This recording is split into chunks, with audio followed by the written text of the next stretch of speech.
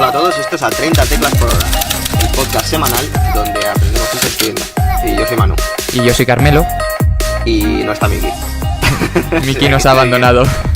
Así que no vais a ver la tercera voz melodiosa que hay en este programa, pero bueno, entre nosotros dos, como ya hemos hecho alguna otra vez, vamos a tratar este tema de hoy, que es el sentido de la maravilla, que es lo llamaríamos herramienta, ¿no? Que sobre todo se utiliza en ciencia ficción y también algo en fantasía, ¿no? Pero bueno, a ver, Carmelo, cuéntanos, tienes por ahí la definición, cuéntanos exactamente qué es, ¿no? Cómo está definido. Pues mira, ahora tenía aquí la definición delante y además es algo parecido a lo que yo había pensado siempre que era el sentido de la maravilla, ¿no? Que es como una sensación de sorpresa o de más de asombro que el lector de una determinada obra, que como dices tú, normalmente de ciencia ficción o también en algún caso de fantasía, pues se genera en el lector por la sensación de que algo que para ti es extraordinario, que está fuera de las reglas de este mundo, pues para el personaje principal o para el mundo en el que está desarrollándose es completamente normal. Ok. Bueno, yo creo que con eso más o menos se entiende de qué se va a hablar, pero nos gustaría discutir un poco cómo se crea, ¿no? esta sensación, si es indispensable, ¿no? Porque en ciencia ficción siempre ha existido ese debate, ¿no? Entre si esta sensación de maravilla, ¿no? El sentido de la maravilla es imprescindible para la ciencia ficción o no lo es, ¿no? Y también, bueno, pues de qué maneras nos puede servir para nuestra historia, sea del género que sea, ¿no? Hay una cosa que te quiero preguntar, porque así vamos un poco a lo mejor dirigiendo esto hacia un sentido que se entienda mejor, ¿no? Tú en tu vida normal, ¿en algún momento has experimentado sensación de la maravilla? Y ya no hablo de un libro, ¿no? Te hablo en tu vida normal. Yo creo que sí, se da cuando entras a contextos que son nuevos, ¿no? Y yo a lo mejor lo diría, por ejemplo, cuando entras a trabajar en un nuevo trabajo, que a lo mejor hay una serie de costumbres, una serie de tradiciones o incluso una forma de hablar o una forma de hacer las cosas que la gente entiende como propias, ¿no? Por ejemplo, donde yo trabajo, todos los miércoles hay mucha gente que se va a comer a un restaurante que hay al lado. Entonces, claro, yo entré un miércoles a trabajar, de hecho. Entonces, ahí me dijeron, no, hoy nos vamos a comer a no sé dónde. Yo dije, ¿de qué me estás hablando, sabes? Además, el sitio se llama El Descanso. Entonces me dijeron, hoy nos vamos al descanso. Y yo pensaba, pues nos iremos aquí al jardincito que tenemos a descansar, ¿no? Y claro, yo desde fuera no comprendía algo que un lenguaje, una forma de actuar, una forma de ser que ellos asumían como propia siempre, ¿no? Porque era algo que llevaba muchos años ya haciéndose. No, y además, bueno, también en ese sentido, ¿no? Es lo que dices tú. Aparte, bueno, en este caso a lo mejor no estabas tan maravillado, pero es justo lo que has dicho, ¿no? En un contexto que no entiendes, para ti para unas personas es lo normal, en este caso, los protagonistas de la historia, ¿no? Pero para ti es algo nuevo, ¿no? Algo único. Sí, y en este contexto es fácil, ¿no? Pero además tú que estás mucho por Asia, bueno, que vives en Asia y todo este tipo de cosas, seguro que la primera vez que llegaste, pues un montón de formas normales de actuar allí para ti eran totalmente ajenas. Eran cosas que tú a lo mejor no concebías como normales en la cultura occidental en la que vivimos. Sin embargo, allí es pues la forma de vivir. Claro, o sea, esto puede ir dirigido en muchas formas, ¿no? En ese sentido, a mí me pasó cuando la primera vez que estuve en Japón, y la única, que lo que dices tú, fue la primera vez que hice el choque cultural ¿no? Luego están otros países, pero ya como todo sigue una tónica bastante más parecida, no es igual, ¿no? Pero sí que es verdad que la primera vez sentí eso de, madre mía, esto ha estado aquí siempre, en el otro lado del mundo, ¿no? Como nosotros vemos la vida de otra forma completamente distinta, ¿no?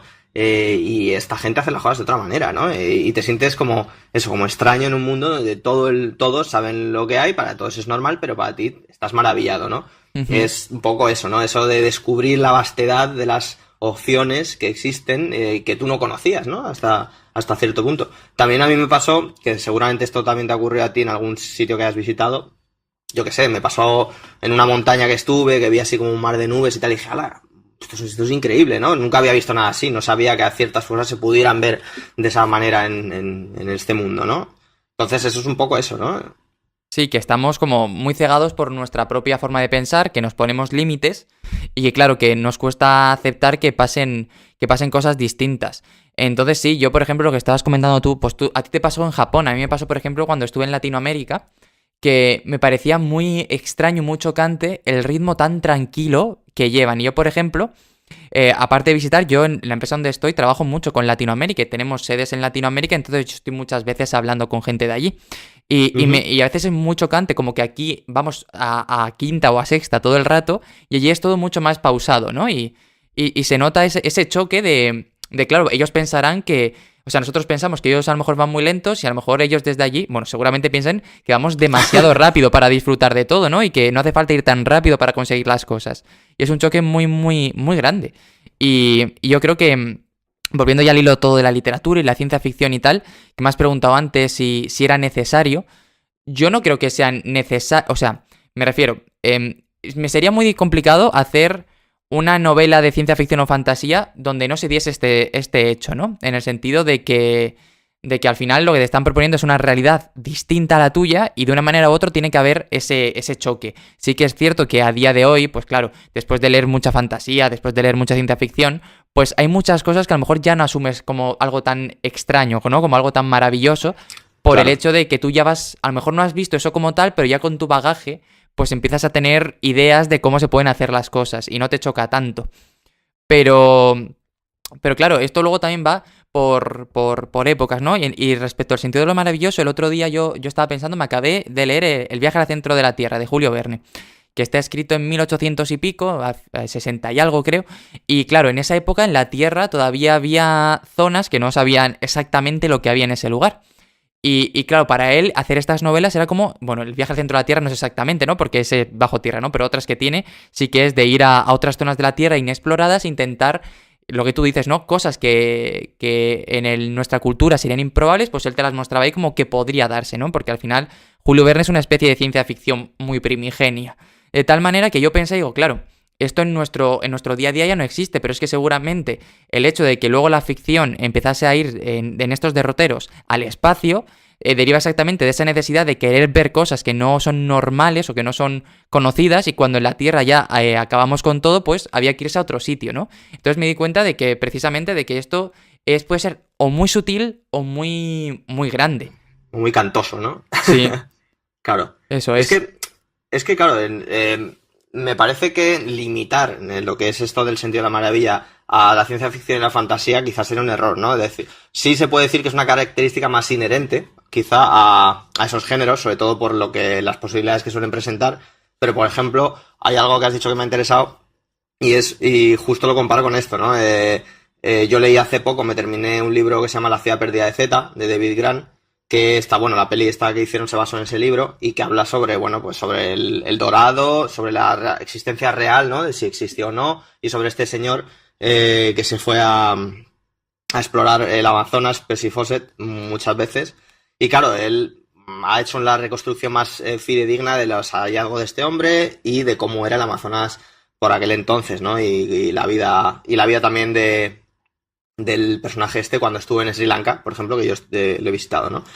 Y claro, te hace un diseño de lo que es la vida por ahí entonces y después de ver ahora cómo son las cosas, ¿no? Que eso también, ¿no? Te imbuye un poco de ese sentido de la maravilla, ese sentido de joder, cómo eran las cosas también, y ya no por la percepción actual, ¿no? Sino cómo eran las cosas antes y cómo han dejado de ser así también puede ser, ¿no? Es esa sensación de lo maravilloso, de lo espléndido, y yo creo que no se debe limitar a la maravilla, ¿no? En el sentido de, oh, qué posibilidades hay, ¿no? Sino también de cómo eran las cosas de una forma romántica, ¿no? Como ocurre aquí, y cómo pueden cambiar, ¿no?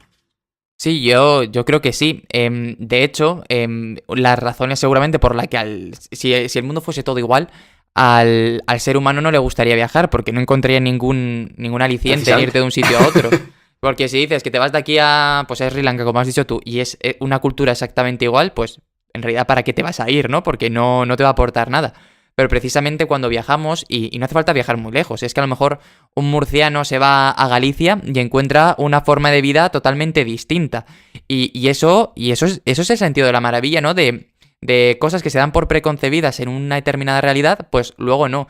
Todo esto es un poquito mito de la caverna, ¿no? Que tú estás acostumbrado a que tu realidad es lo que ves, pero que de pronto cuando sales te das cuenta de que solo estás viendo una situación plana, que no estás viendo en realidad todo lo que rodea.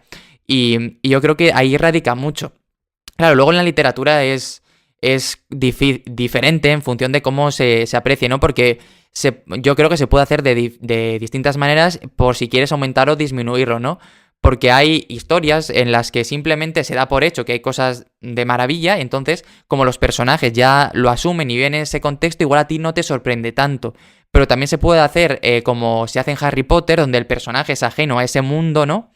Entonces, que quizá Harry Potter no es el mejor ejemplo, pero que al entrar, o otro personaje, ¿no? Que al entrar en ese lugar, como que también es tus ojos de ser profano, por decirlo así, y que también y se sorprende más, ¿no? Y a lo mejor ahí se acrecienta la manera en la que tú lo estás viviendo, porque en otro contexto quizás simplemente es, vale, pues hay no sé qué.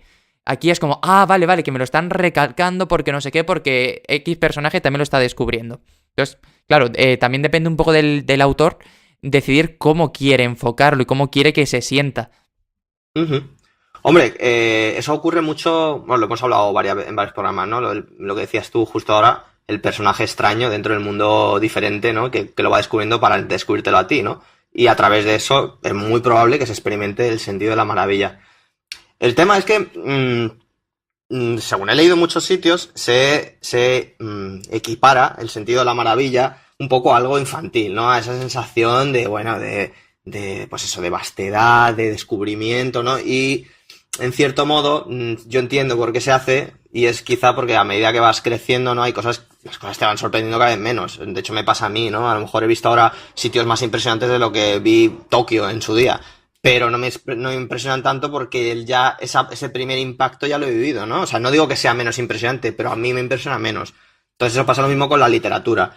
O sea, hay cosas que a mí, por ejemplo, El nombre del viento me flipó mucho en ese sentido porque aunque había leído El Señor de los Anillos, me pareció muy impresionante y también esa forma de introducirte en la historia, ¿no? Y de vivir un mundo que es diferente y nuevo.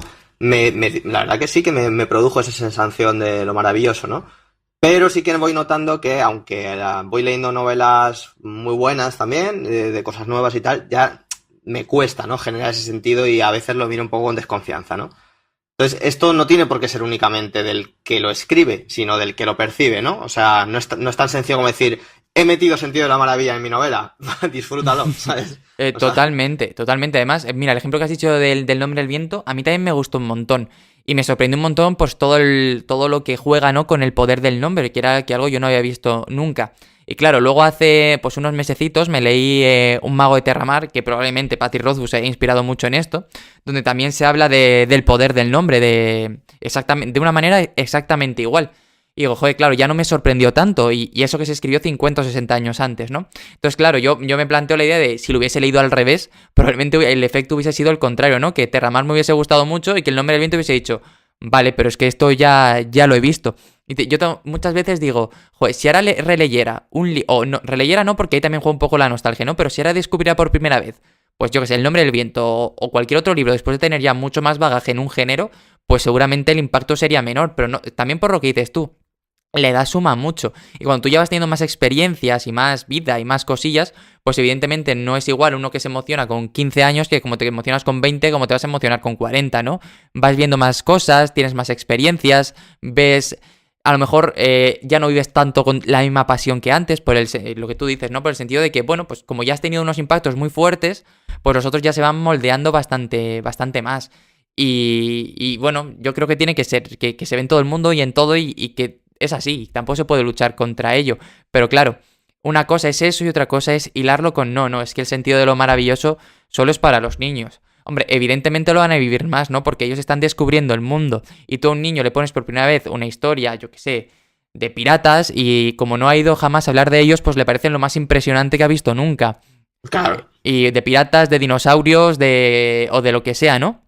Entonces, claro, es que están recibiendo sus primeros estímulos y los primeros estímulos son siempre los más impactantes.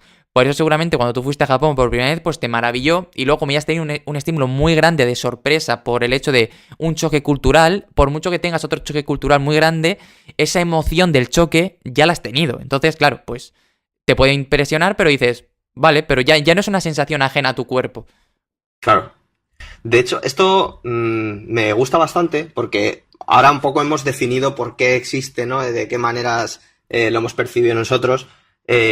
Invito también a la audiencia a que intente recordar momentos similares para darse cuenta de qué manera pueden funcionar en una historia, ¿no? Para que el lector, a la vez que pues que el autor, también sientan ese momento maravilloso cuando escriban fantasía o ciencia ficción, ¿no?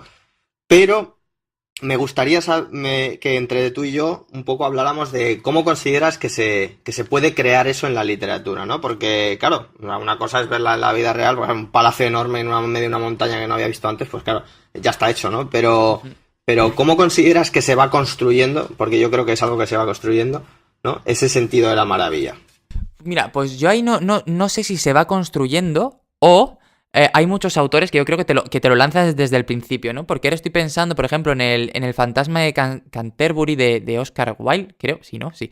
Y que el fantasmita está desde el principio, ¿no? Y eso es algo que incluso los huéspedes, no, son los propietarios, pues ya les han avisado que hay un fantasma y que les va a dar por saco, ¿no? Pero aún así, tú como lector, aunque hay un fantasma desde el primer momento, sientes esa maravilla.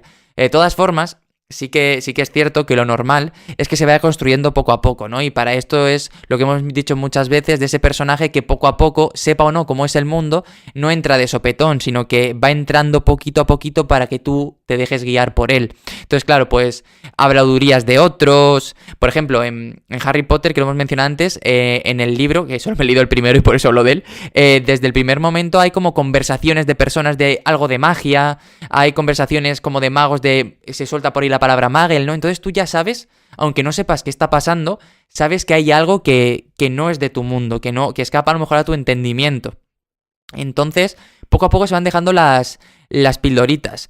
En El nombre del viento, por ejemplo, tú no sabes qué son los Chandrian, pero cada vez que el padre está empezando a componer la canción, todo el mundo le mira raro, le dice, ojo, sí, cuidado, sí, no sé qué. Como mola, ¿eh? Hay como cuentecitos infantiles, que quizás sea precisamente por eso, ¿no? Porque los niños son los únicos capaces de comprender todo esto y no dejarse llevar por el miedo, sino de quererlo y de adentrarlo como parte propia de su aprendizaje. Entonces, sí, claro, fascinarse con ello, ¿no? Eso es cuidado que ya sabes lo que pasa con esto, las leyendas. Claro, él no cree en eso precisamente porque es un adulto y dice, yo vivo contando historias y contando mentiras, ¿no? A mí que no me vengan con la chorrada ahora de los señores estos con el pelo azul. No, con el fuego azul, perdón. Entonces, claro, a pesar de que es como que la incredulidad. Y en cambio, como tú a Quoth lo tienes desde un principio como un niño que absorbe todo como una esponja y ves el mundo a través de de hecho, a través de sus ojos porque lo está contando él dentro de la misma historia. Entonces, pues tienes esa perspectiva de cómo ese elemento maravilloso se te va juntando. Porque tú en un principio, en realidad, del nombre del viento no tienes ninguna sensación de que sea ni siquiera fantasía. Bueno, cuando entra en la historia del niño, ¿no? Porque al principio están en la posada y ahí llega el Skrull, creo que era esa araña rara que mata a no sé quién, ¿no? Pero cuando está contando el cuento del niño, bueno, el cuento, su historia, en realidad es un chico que viaja con sus padres, que son, pues eso, artistas itinerantes, ¿no? Y van pues engañando un poco, haciendo reír, durmiendo por la calle y viviendo de lo que hacen, ¿no? Y no es hasta mucho tiempo después, cuando llega el maestro este, que como que le empieza a enseñar un poquito de la magia, que ahí es la simpatía y tal, cuando empiezas a ver que, ojo, aquí hay algo raro, ¿no? Y encima en el libro te lo venden como una especie de ciencia, que ni siquiera es magia per se, la verdadera magia es luego donde está la nominación que se adentra mucho después. Eso es, que tiene como un sistema, ¿no? El Alar este. Está todo racionalizado y eso, metido en ciencia. Te le intentan dar una justificación. Lo único que en realidad no tiene esa justificación, vamos a decirlo, técnica o científica, es lo de la nominación, porque eso ya es algo mucho más etéreo, es mucho más de dentro de cada uno, ¿no? Mucho más filosófico. Pero lo otro en realidad... Dime. Sí, dale, termina. No, que lo otro es, oye, si tú tienes esta piedra y tienes esta y practicas mucho, si mueves esta, se mueve la otra. Ya está. Sí. Es que me ha recordado algo antes, solo quería hacer ese inciso, ¿no? Con lo que has mencionado, lo de nombrar, ¿no? Que te pareció súper guay, la novela a mí me pareció igual. De hecho, dije, ¡hala, qué guapo la idea de los nombres, tal, no sé qué!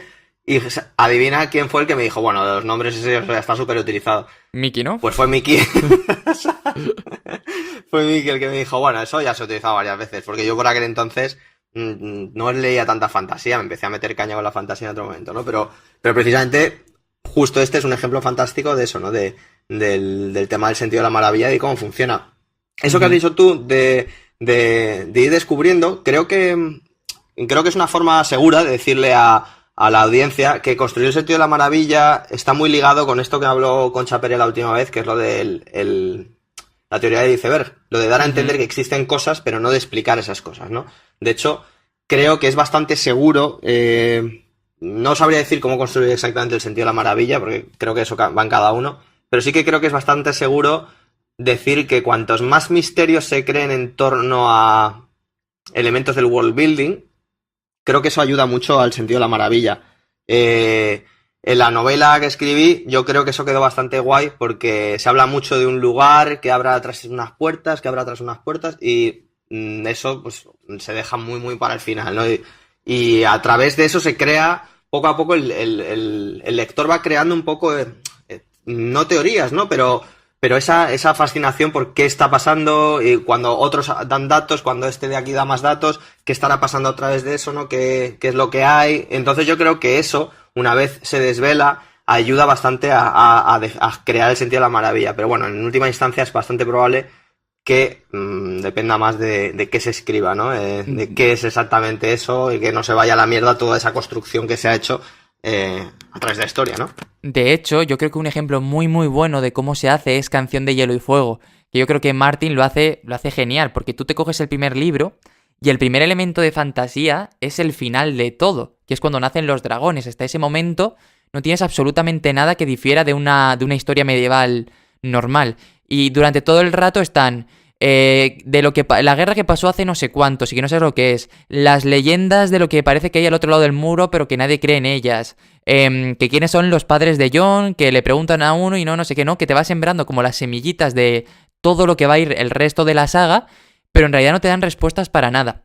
Yo creo que una de las razones por las que Juego de Tronos ha triunfado tanto, en la serie sobre todo, es por el hecho de que, claro, hay mucha gente que tiene rechazo a la fantasía o a la ciencia ficción de primeras porque piensa que eso es, como decíamos antes, ¿no? Cosas de niños y de tal. Entonces, claro, un adulto hecho y derecho pues no puede verlo. Pero claro, Juego de Tronos te presenta un escenario en el que al principio no hay nada de fantasía. Es más, de hecho te cuentan que sí, bueno, que a lo mejor hubo magia alguna vez, pero que eso es cosa de otro tiempo, ¿no? Cuentos de otras historias y como siempre todo se relativiza con misterios, con leyendas, con mitos. Claro, tú vas avanzando la primera temporada donde no pasa absolutamente nada, que es una historia de traiciones, de alianzas, de asesinatos, y de pronto acaba todo y ves que la rubia que está por ahí exiliada pues tiene 3 dragones y dices, hostia puta, que al final aquí hay algo de verdad, ¿no? Y luego a partir de ahí es cuando él ya empieza a meter poquito a poquito el tema de las religiones y que los dioses pueden tener poder. El tema de los caminantes blancos que en realidad están muertos, ¿no? Porque te lo había dejado caer por ahí, pero no te lo había mostrado de verdad. El hecho de que, yo qué sé, de que uno reviva, o sea, un montón de cosas que en el libro, por ejemplo, hay uno que va reviviendo a gente por ahí, ¿sabes? Porque le va la vaina, ¿no? Entonces, sí, me acuerdo. Entonces, claro, que te lo empieza a meter poquito a poquito de tal manera que cuando ya te ha absorbido, a ti ya te da igual que te diga que hay una persona que puede revivir a gente porque en su mundo lo has comprado ya. Y te sorprende al principio, pero tú lo has metido tan poquito a poquito que el impacto no es suficiente de la maravilla como para decirte, oye, yo no quiero leer esto porque no me lo creo. Porque te lo has metido tan entre algodones que sí, que te lo crees y que lo aceptas y que dices, pues muy bien. Pues voy a seguir, claro. Claro, y yo creo que eso es un éxito muy bueno de George R. Martin, la verdad. Eso, y yo creo que sumado también al concepto este de que aquí es, bueno, obviamente hay héroes, pero se juegan con unas reglas mucho más equilibradas que en las historias normales, ¿no? El hecho de que se perciba todo como un peligro más real y que esas muertes y tal, ¿no? Que da como una sensación de misterio mucho más intensa, ¿no? De qué va a ocurrir, y luego encima esto, lo que decías tú, a la vez va metiendo esto, va introduciendo esos elementos sobrenaturales que también hace que, bueno, pues que cree más tensión y más misterio, ¿no? En la historia. Eso está muy bien logrado, la verdad. Y eso que no, a priori no estás viendo nada espectacular, porque en el fondo eso, Canción de Hielo y Fuego no juega con unos elementos visuales que no se hayan visto antes tampoco, ¿sabes? No. Yo creo que sobre todo lo consigue gracias a que se humaniza mucho todo, ¿no? Y que es al contrario del Señor y bueno, y que se deja atrás lo que has dicho tú, ¿no? El esquema maniqueísta, que ya no es buenos contra malos, es todos son malos, todos tienen sus grises y te puede caer bien el más malo de todos, ¿no? Y en las novelas, el hecho de que los puntos de vista sean de diferentes personajes te permite más o menos intentar comprender un poco porque cada uno mueve las fichas que mueve. Y esto es algo que, por ejemplo, en El Nombre del Viento, a mí El Nombre del Viento como novela me gusta más, y yo creo que también es porque la leí antes, ¿no? Y que, pues lo que estábamos hablando, que te que te impacta más.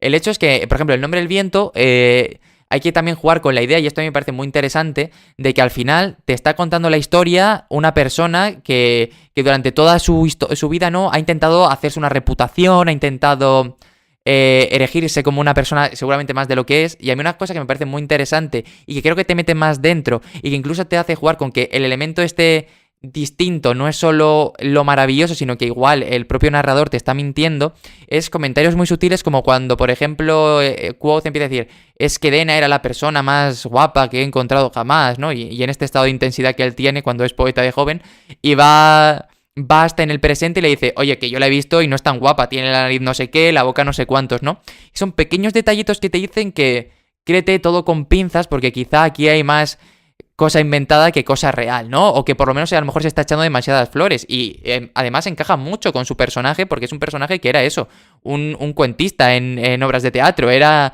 que utilizaba el laúd para ligar como le hacía falta. Y que, bueno, pues que así se ha ido ganando todo, ¿no? Y me gusta mucho cómo se hace eso. Sí, sí, no, está genial.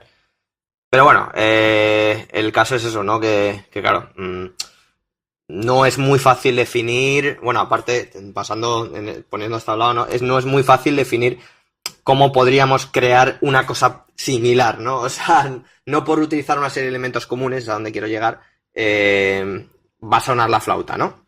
Totalmente de acuerdo. O sea, al final sí que puedes a lo mejor intentar extrapolar ciertas ideas de las novelas, ¿no? Pues lo que hemos dicho, introducirlo todo poco a poco. Y hay un elemento que aunque a algún personaje o varios personajes les pueda sonar extraño, que al resto, que la gran mayoría lo comprenda como algo que es propio del mundo, ¿no? Que no es algo ajeno, sino que es algo que está ahí. No lo sé más, ¿no? Yo creo que al final son esas dos cosas y luego ir jugando ya con el misterio, con la intriga, con lo que has dicho tú, ¿no? De lo de la puerta, ¿no? El típico recurso de la puerta de, oye, ¿qué habrá detrás de la puerta? Que esto en El nombre del viento también pasa, ¿no? Que pronto ve una puerta y por ahí no pueden... O con el baúl que tiene debajo de la cama. Entonces tú puedes ir jugando con esas cosillas, ir metiéndolo poco a poco y que creo que es lo que tú dices, que el sentido de la maravilla no tiene por qué ser algo espectacular, puede ser en pequeños detalles. Completamente. Y que a lo mejor puede ser, en vez de eso que hemos dicho antes de magia, no sé qué, y todo este tipo de cosas, puede ser que en una sociedad la conducta normal, por decirlo así, la más extendida, sea algo que sea radicalmente distinto a lo nuestro, ¿no? Pero que en muchos otros aspectos se viva igual. Entonces, claro, ya es como muy extraño, ¿no? Ya como que todo cambia mucho. Por ejemplo, una película que lo hace bien, que es comedia, pero es crítica, ¿no? No es un hombre fácil, creo que se llama, que está en Netflix, que es una película de un hombre que es súper machista, súper misógino y todo este tipo de cosas, se da un golpe contra una farola y se despierta en un mundo que es totalmente al revés, ¿no? Que el hombre está como por debajo en la escala social, como están las mujeres en muchos sitios, y claro, él es el que se tiene que cuidar, es el que se tiene que depilar, es el que es el arquetipo del secretario, y el que tiene que ser mucho más fino, por decirlo así, ¿no? Entonces, claro, con ese gesto a lo bestia te mete en el mundo de la maravilla, ¿no? Porque todo el resto de personajes en ese mundo comprende que eso ha sido siempre el orden establecido, pero este personaje es decir, wow, ¿qué está pasando, no? ¿Cómo me puede chocar tanto esto? Eso es. Claro, esto dicho desde el principio, ¿no? Lo que hemos comentado. Todo esto también depende un porcentaje bastante elevado de aquel que percibe la historia, ¿no? Pero yo creo que es interesante que comentemos eso, ¿no? Que bueno, que hay una serie de elementos que sirven para incluir esto y que, bueno, y que pueden funcionarte a ti también como escritor, ¿no? De todas formas, hay una cosa que me gustaría comentar de esto del sentido de la maravilla, sobre todo en referente a esto que hablábamos antes de que es una cosa así infantiloide, ¿no? Yo creo que no es imprescindible el sentido de la maravilla, tal y como has dicho tú antes, ¿no? Pero sí que es una herramienta útil, sobre todo para ciertas historias con unos caracteres determinados, ¿no? Como pues eso, hemos hablado de la fantasía, la ciencia ficción, creo que ayudan, o sea, luego cada uno ya se lo piensa de la manera que sea, pero yo creo que sí que ayudan a introducir la historia en un ámbito determinado, ¿no? Sí que es verdad que existen historias de ciencia ficción que están enmarcadas en ciencia ficción, pero a lo mejor es una historia de, yo qué sé, de detectives que simplemente utiliza un marco de tecnología desarrollada para poder contarte la historia. Pero a lo mejor no tiene por qué hacer sentido la maravilla en ese sentido, ¿no? En ese aspecto. Pero bueno, ahí está. Y una cosa también que me gustaría comentar es que esto que estamos debatiendo y la forma en la que entendemos nosotros el sentido de la maravilla es simplemente pues eso, un punto de vista, porque yo creo que todos los conceptos tienen que desarrollarse hasta cierto punto, y que bueno, que a lo mejor hay gente que escucha esto y dice, pues no, el sentido de la maravilla es otra cosa, eso no es el sentido de la maravilla. Bueno, yo creo que por la forma en la que percibo yo las cosas, eso también se puede llamar, lo que hemos hablado hasta ahora, ¿no? Sentido de la maravilla, y bueno, pues Carmelo dirá también. Sí, no, yo estoy totalmente de acuerdo en lo que dices y sobre todo en el hecho de eso, de particularizar y señalar que esto es un concepto muy abierto y que no hay, y que no, aunque a lo mejor nosotros no hayamos podido abarcar todos, porque al final esto es un programa que dura una media horita, intentamos simplemente dar un vistazo, una visión de cosas que hemos encontrado, de cómo lo haríamos nosotros, pues por si puede servir, ¿no? Pero que eso no es en ningún momento o sea, un problema para que otra persona diga, pues yo es que creo que esto no es y que sea así, pues probablemente también tenga razón. Y que aquí al final, ojalá no lo pongan por aquí abajo porque aquí venimos a aprender sobre todo. Claro. Sí, cualquier comentario, por supuesto, sea bienvenido y además cualquier cosa que podamos utilizar también, o sea, a veces ha comentado algo gente que ha dicho, anda, pues esto es interesante y lo hemos discutido entre los tres y hemos dicho, vamos a hablar de esto también, ¿no? O sea, de todo se aprende. Totalmente. Bueno, pues ¿hay algo más que comentar o pasamos al libro de la semana? Que tengo algo aquí. Podemos ir por el libro ya porque al final hemos abarcado ya todo y como Miki no está, pues... Pues estamos tristes y tenemos que ir a llegar a la casa. Vale, pues justo, bueno, como sabéis, cada vez que tratamos un tema tratamos también de incluir un libro que tenga relación. En este caso se trata del Centinela, de Arthur C. Clarke, que bueno, es la narración que dio origen a la película 2001 Odisea en el espacio, que básicamente pues eso trata de que encuentran un artefacto de la luna y bueno, dejado a milenios atrás y no sé qué, y está emitiendo una frecuencia y bueno, y básicamente es una forma de hacernos entender yo creo que no hay novela que muestre más esto, que es eso, ¿no? Esa forma de entender que el universo es algo muy desconocido, muy amplio, del que no sabemos casi nada y que podría haber tantas cosas ahí fuera que desconocemos y formas de entender el mundo, el universo que desconocemos, que bueno, pues sí, creo que se traslada muy bien en cada página y bueno, os lo recomendamos para tener un tiento bastante cercano, porque además es una novela corta, es una historia corta, bueno, pues de cómo funciona esto, el sentido de la maravilla, ¿no? Y mira, además, por sumar otra recomendación que se me acaba de ocurrir, aprovechando que los Oscars no fueron hace demasiado tiempo, la película que ganó, que es Green Book, al Oscar a Mejor Película, también juega mucho con esto, ¿no? Porque es la historia del protagonista es Viggo Mortensen y que es una persona, es en los años 40, 50 en Estados Unidos, donde la raza negra se veía todavía fatal. Había algunas zonas donde era muy peligroso, ¿no? Y incluso él les tenía asco y repulsión a las personas que tenían estas características. Y la circunstancia es que, por razones de la vida, acaba convirtiéndose en chofer de un gran pianista que es negro. Entonces, claro, su camino a través de lo maravilloso empieza cuando empieza a ir por todas las ciudades y ve por todo lo que su compañero, que acaba convirtiéndose en un amigo, tiene que pasar por el hecho simplemente de ser negro. Entonces como que se le va abriendo, ¿no? Esas circunstancias que para las personas como el músico ya eran algo normal, para él no lo son y aprende a partir de ello. Uh-huh. Además es un ejemplo bastante bueno de esa alternativa que hemos ofrecido también a ver cómo son las formas de entender, ¿no? En el sentido de la maravilla. Uh-huh. Pues eso, os veis Green Book y os leéis El Centinela de Arthur C. Clarke. A ver si os gusta, es un cuentecín que tampoco va a volver locos. Así que nada, bueno, pues eso ha sido todo por esta semana y nos vemos la semana que viene. Hemos terminado aquí, pero a vosotros os toca poneros a escribir. Nos vemos, Ale, hasta luego. Hasta luego. Si te ha gustado este programa, recuerda que puedes escucharnos en iVoox, en iTunes, en Spotify y también estamos en YouTube. Además, si quieres seguirnos, puedes saber mucho más sobre el programa en Twitter, en Facebook y en Instagram. Por último, el lugar donde publicamos todo el contenido es www.30teclasporhora.com. Muchas gracias por escucharnos y ahora ya sabes, te toca escribir.